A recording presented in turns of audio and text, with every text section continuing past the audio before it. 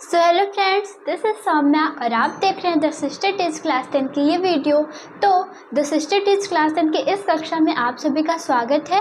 तो जैसा कि आप लोग जानते हैं, हम लोग का चल रहा है क्लास 10 मैथ का चैप्टर नंबर 4, जिसका नाम है क्वाड्रेटिक इक्वेशन यानी कि द्विघात समीकरण। ठीक है, तो आज हम लोग अपना नया एक्सरसाइज देखेंगे, एक्सरसाइज 4.4। मैं आप लोग को बता दूं कि जो हम लोग का एक्सरसाइज 4.3 है इस चैप्टर का, वो हम लोग का रिड्यूस हो चुका है, आपके न्यू वाले एनसीईआरटी बुक से वो हट चुका है। उस एक्सरसाइज से कोई भी क्वेश्चन नहीं आएंगे, इसलिए वो वाला एक्सरसाइज मैं नहीं करवा रही हूँ। ठीक है, तो आज हम लोग देखेंगे अपना एक्सरसाइज 4.4 न्यू बुक में। तो ये एक्सरसाइज 4.3 हो गया है, तो आप लोग चाहे तो यहाँ एक्सरसाइज 4.3 भी लिख सकते हैं। ठीक है, तो आज के इस लेक्चर में हम लोग अपना एक्सरसाइज 4.3 का क्वेश्चन नंबर 1 और 2 देखेंगे। ठीक है, तो आई होप आप लोग एक्साइटेड होंगे न्यू एक्सरसाइज के लिए। तो चलिए आज का ये वाला लेक्चर शुरू करते हैं। उससे पहले अगर अभी तक आपने हम लोग का चैनल सब्सक्राइब नहीं किया है तो प्लीज़ कर ले, क्योंकि अगर आप क्लास 10 में और आपके सब्सक्रिप्शन में ये चैनल नहीं है तो गलत बात है। तो चलिए आज का ये वाला लेक्चर शुरू करते हैं। तो लेट्स गेट स्टार्टेड। देखिए, हम लोग अपना एक्सरसाइज शुरू करने से पहले कुछ रूल्स देखेंगे, जिस रूल से वो सारे क्वेश्चन होंगे जो उस एक्सरसाइज में। ठीक है, तो देखिए आज का रूल क्या है हम लोग का। रूल नंबर 1 आप कॉपी में अपने नोट कर लीजिए। रूल नंबर 1 क्या है आपका, जैसे कि आप लोग जानते हैं हम लोग का क्वाड्रेटिक इक्वेशन का स्टैंडर्ड फॉर्म क्या होता है, ax² plus bx plus c।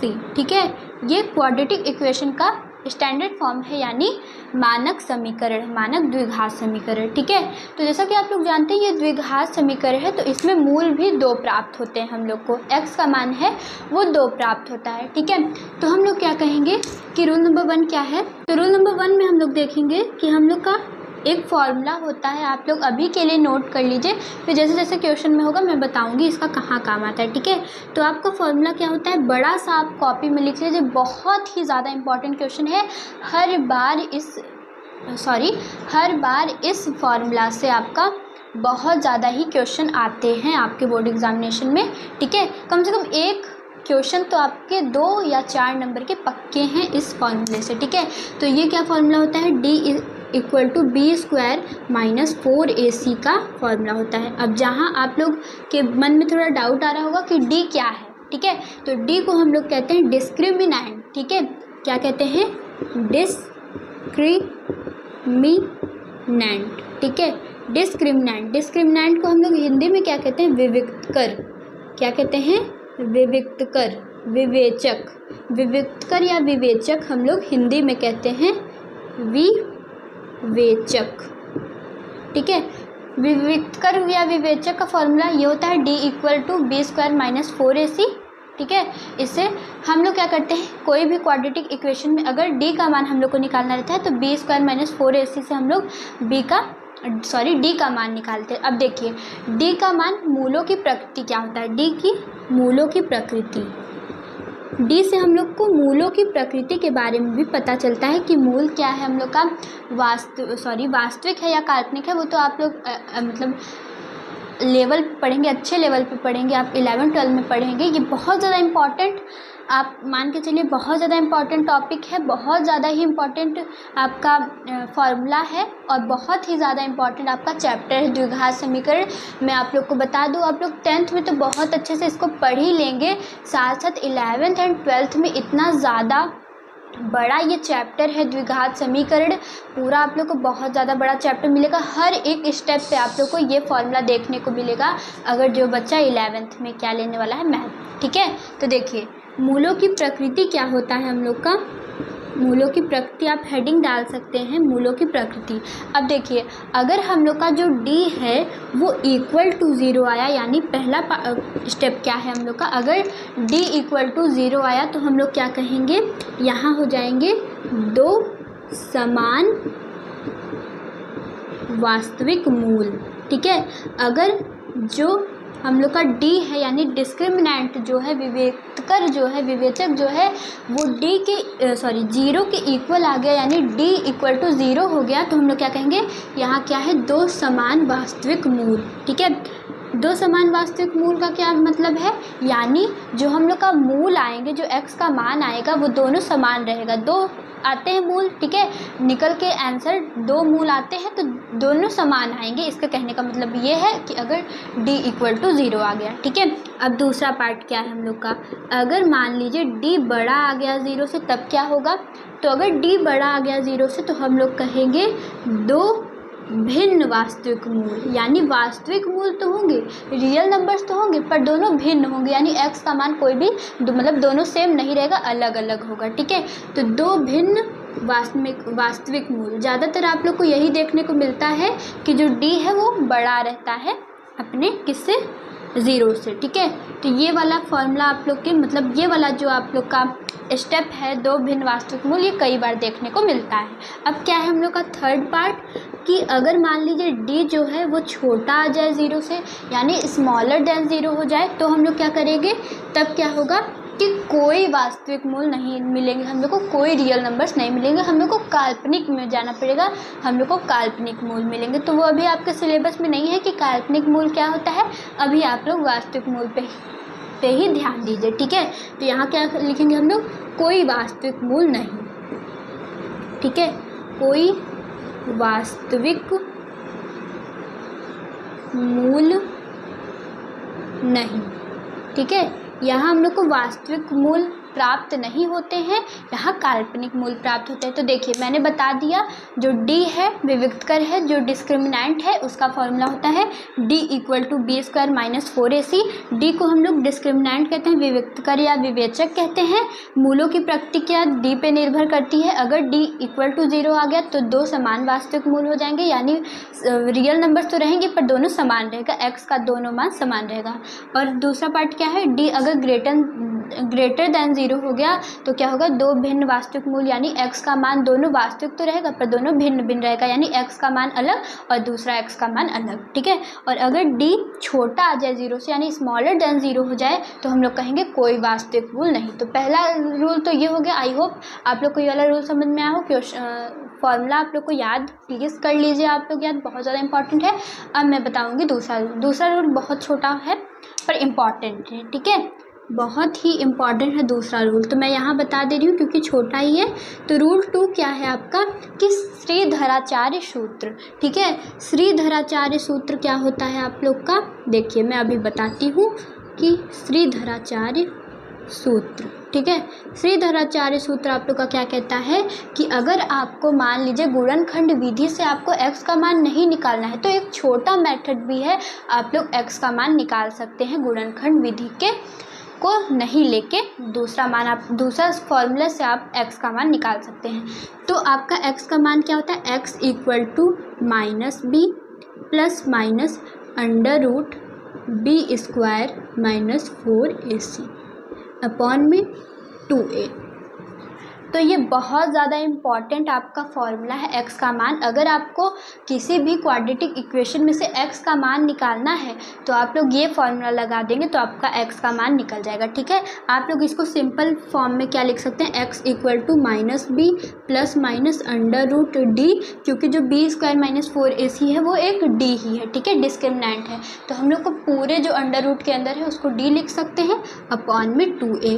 तो ये वाला भी फॉर्मूला आपका बहुत ज़्यादा इम्पॉर्टेंट है, प्लीज़ आप लोग इसको याद कर लीजिए और इसको स्टार मार्क कर लीजिए क्योंकि यहाँ से क्वेश्चन बहुत ज़्यादा बनते हैं, ठीक है। तो ये दोनों फॉर्मूला आप लोग को बहुत ज़्यादा इम्पॉर्टेंट। आई होप आप लोग थोड़ा समझे हो कि हाँ हम लोग का फॉर्मूला क्या है, इसी फॉर्मूले से ये वाला एक्सरसाइज होने वाला है। तो आई होप ये सारे फॉर्मूले आप लोग को 2 ही फॉर्मूले हैं, प्लीज़ याद कर लीजिए। तो चलिए बढ़ते अपने एक्सरसाइज के। फ्रेंड्स मैं आप लोग को बता दूं कि ये जो एक्सरसाइज 4.3 है ये ओल्ड एनसीईआरटी में एक्सरसाइज 4.4 है, जैसा कि मैंने बताया था। तो अगर आप लोग को पूरा सिलेबस से रिलेटेड आप लोग को कोई ऐसा वीडियो चाहिए जिसमें हम लोग को पता चल जाए कि हम लोग का मैथ का कौन कौन सा टॉपिक आपका रिमूव हुआ है, हट गया है, ठीक है, तो मैं वैसा भी वीडियो आप लोग को ला के दे सकती हूँ। अगर आप लोग कमेंट करें तो प्लीज़ बताइएगा कि आप लोग को वैसा वीडियो चाहिए कि नहीं। मैंने एक और वीडियो डाला था जिसमें मैंने सिलेबस से रिलेटेड बताया था कि हम लोग के सिलेबस में कौन कौन से चैप्टर हैं, उससे रिलेटेड मैंने एक वीडियो डाला था। तो अगर आप लोग को चाहिए हो कि कौन सा एक्सरसाइज हटा है, प्लीज़ हम लोग को एक्सप्लेन कर दीजिए अच्छे से, तो आप लोग कमेंट कर सकते हैं, मैं वैसा भी वीडियो आप लोग को ला के दूँगी। ठीक है, तो फ्रेंड्स देखिए ये हम लोग का क्वेश्चन नंबर 1। तो देखिए ये क्वेश्चन क्या कह रहा है कि निम्न द्विघात समीकरणों के मूलों की प्रकृति ज्ञात कीजिए। जैसा कि मैंने आप लोग को बताया था मूलों की प्रकृति क्या होता है।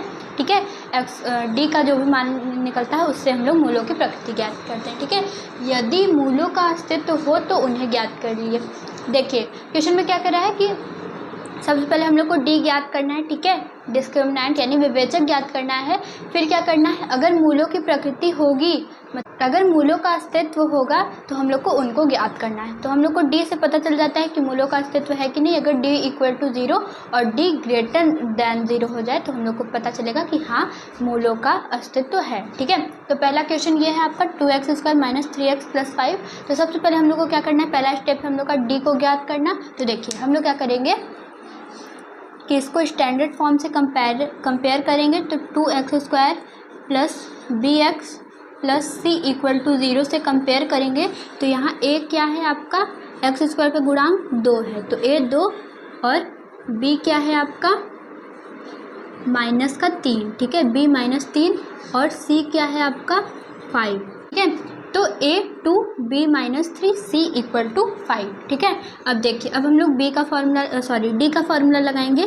तो यहाँ आ जाएगा b² - 4ac, d = b² - 4ac। b क्या है आपका -3, तो -3 का स्क्वायर -4। a क्या है आपका 2 इंटू c क्या है आपका 5। ठीक है, तो यहाँ से आ जाएगा आपका 3 3 = 9, 3 का स्क्वायर 9 -4 2 = 8, 8 5 = 40। तो 9 - 40 = यहाँ आ जाएगा आपका -31। ठीक है, जैसा कि आप लोग देख सकते हैं जो d का मान है वो -31 आ चुका है। तो यानी जो d है हम लोग का वो क्या है, स्मॉलर देन 0 है। ठीक है, यानी d का मान निगेटिव है तो d स्मॉलर देन 0 है। तो यानी हम लोग कहेंगे यहाँ कोई हल नहीं होगा, कोई वास्तविक हल नहीं। ठीक है, तो आपका आंसर हो जाएगा कोई वास्तविक हल नहीं, यानी कि यहाँ हम लोग को x का कोई भी अस्तित्व नहीं मिलेगा, x का कोई भी सही मान नहीं मिलेगा। ठीक है, तो ये था आपका पहला पार्ट। आई होप ये वाला आप लोग को समझ में आया हो। तो चलिए बढ़ते हैं अपने सेकंड पार्ट पे। ठीक है, तो देखिए सेकंड पार्ट क्या कह रहा है आपका 3x² - 4 √3x + 4 = 0। ठीक है, तो यहाँ अगर हम लोग कंपेयर करेंगे ax² + bx + c = 0 से कंपेयर करेंगे तो यहाँ a क्या हो जाएगा आपका 3, b क्या हो जाएगा आपका -4 √3। ठीक है, और c क्या हो जाएगा आपका +4। तो फ्रेंड्स देखिए अब हम लोग क्या करेंगे, यहाँ d का फॉर्मूला लगाएंगे। तो b² - 4ac आपका b क्या है -4 √3 का स्क्वायर -4, a क्या है आपका 3, c क्या है आपका 4। ठीक है, तो यहाँ देखिए जब हम लोग -4 का स्क्वायर करेंगे तो यहाँ आ जाएगा 16 इंटू √3 का स्क्वायर करेंगे तो अंडर हट जाएगा, इंटू 3 बचेगा, -4 3 = 12, 12 4 = 48। ठीक है, यहाँ 48 बचेगा, 16 3 = 48 होता है, 48 - 48। ठीक है, तो यहाँ आ जाएगा 0। तो d का मान यहाँ से आपका क्या आ गया 0, d = 0 आ गया। तो d = 0 पे हम लोग क्या कहते थे कि यहाँ 2 समान वास्तविक मूल होंगे। ठीक है, तो यहाँ हम लोग लिख देंगे 2 समान वास्तविक मूल। ठीक है, तो यहाँ भी हम लोग का क्वेश्चन खत्म नहीं हुआ, कह रहा था कि यदि मूलों का अस्तित्व हो तो उन्हें ज्ञात कीजिए। तो यहाँ से हम लोग को पता चला है कि हाँ मूल का अस्तित्व है, तो हम लोग क्या करेंगे श्रीधराचार्य वाला सूत्र लगाएंगे और x का मान निकालेंगे। तो देखिए यहाँ लिखेंगे x = आप लोग चाहे तो लिख सकते हैं श्रीधराचार्य सूत्र से, या फिर नहीं भी लिखेंगे तो कोई बात नहीं है। ठीक है, x = -b ± √d अपॉन में 2a।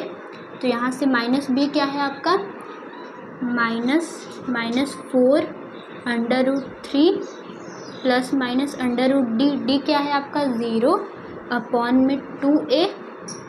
ठीक है, यहाँ से आ गया आपका -, +4 √3 plus minus zero, under root zero का कोई मान नहीं, तो यहाँ आ जाएगा 2। ए क्या है आपका, यहाँ ए आप लोग रख सकते हैं। ए क्या है आपका 3, तो यहाँ आ जाएगा आपका 3 2 ज़ा 6। तो फ्रेंड्स देखिए यहाँ 4 है, यहाँ 6, तो आप लोग 2 से इसको डिवाइड भी कर सकते हैं। 2 3 ज़ा 6, 2 2 ज़ा 4, तो यहाँ से आ जाएगा आपका 2 अंडर रूट 3 अपॉन 3। ठीक है, तो चाहे तो आप लोग इसको भी आंसर मान सकते हैं एक्स का मान, या फिर आप क्या कर सकते हैं और आप लोग लिख लीजिए और 2 अंडर रूट 3। तो आप लोग 3 को क्या लिख सकते हैं, under root 3 into under root 3, यानी अंडर रूट 3 का 2 बार मल्टीप्लाई करेंगे तो आप लोग को 3 मिल जाएगा। ठीक है, तो under root 3 into under root 3, तो अंडर रूट 3 से अंडर रूट 3 कट जाएगा, तो यहाँ आ जाएगा आपका 2 अपॉन में अंडर रूट 3 आंसर। ठीक है, तो ये x का मान आ जाएगा आपका। तो ये था आपका सेकंड पार्ट। आई होप ये वाला आप लोग को समझ में आया हो। तो चलिए बढ़ते अपने थर्ड पार्ट पे। ठीक है, तो देखिए थर्ड पार्ट में क्या है आपका 2x² माइनस 6x प्लस 3। तो यहाँ स्टैंडर्ड फॉर्म से अगर आप लोग इसको कंपैरिजन करें तो ax² plus bx plus c equal to 0। तो यहाँ a क्या है आपका 2, b क्या है माइनस का 6, c क्या है 3। ठीक है, तो यहाँ हम लोग फॉर्मूला लगाएंगे d का b² माइनस 4ac का। तो यहाँ b क्या है माइनस का 6² माइनस 4, a क्या है 2, c क्या है आपका 3। ठीक है, तो यहाँ से आ जाएगा 6 6 ज़ा 36 माइनस 4 2 ज़ा 8 3 ज़ा 24। ठीक है, तो 36 में से 24 माइनस करेंगे तो यहाँ आ जाएगा 12। ठीक है, तो यहाँ से आ गया आपका d का मान 12। तो d का मान 12 यानी d ग्रेटर देन है 0 से। तो अगर d ग्रेटर देन 0 होता है तो हम लोग क्या कहते हैं दो भिन्न वास्तविक मूल। ठीक है, यानी जो x का मान है वो भिन्न है। ठीक है, रियल नंबर, दो भिन्न वास्तविक मूल। तो अगर कह रहा था कि मूल का अस्तित्व है तो मूलों को भी ज्ञात करिए। तो हम लोग श्रीधराचार्य का फॉर्मूला लगाएंगे x equal to minus b plus minus under root d upon में 2a। तो यहाँ माइनस बी क्या है आपका माइनस का 6, तो माइनस माइनस प्लस हो जाएगा, तो 6 plus minus under root d क्या है 12 अपॉन में 2 इंटू a क्या है आपका a क्या है 2। ठीक है, तो यहाँ से आ जाएगा आपका 6 plus minus under root 12 upon में 2 2 ज़ा 4। तो देखिए फ्रेंड्स यहाँ हो जाएगा 6 प्लस माइनस अंडर रूट 12 को बाहर निकालेंगे तो यहाँ आ जाएगा 2 अंडर रूट 3 अपॉन में 4। ठीक है, तो इसको काटेंगे 2 2 ज़ा 4, 2 3 ज़ा 6, तो एक बार और 2 से इसको काटेंगे तो यहाँ ये कैंसिल हो जाएगा, तो यहाँ आ जाएगा 3। अब देखिए ये 2 से दोनों को डिवाइड एक साथ किए। ठीक है, दोनों 2 से इन दोनों को नहीं डिवाइड किए, एक ही 2 से दोनों को डिवाइड किए हैं, क्योंकि अगर अपॉन में इसको अलग करेंगे तो दोनों अलग हो जाएंगे। ठीक है, तो यहाँ आ जाएगा 3 plus minus under root 3 upon में 2, ये जो 2 एक बचा है वो। ठीक है, तो ये है आपका x का मान, ये है आपका required answer. I hope third part भी आप लोग को समझ में आया हो। कोई भी डाउट हो तो प्लीज़ कमेंट करिएगा। ठीक है, तो ये था आपका क्वेश्चन नंबर 1 के सारे पार्ट, मैंने सारे पार्ट करवा दिए हैं। आप लोग अपने से भी एक बार कोशिश करिएगा करने की।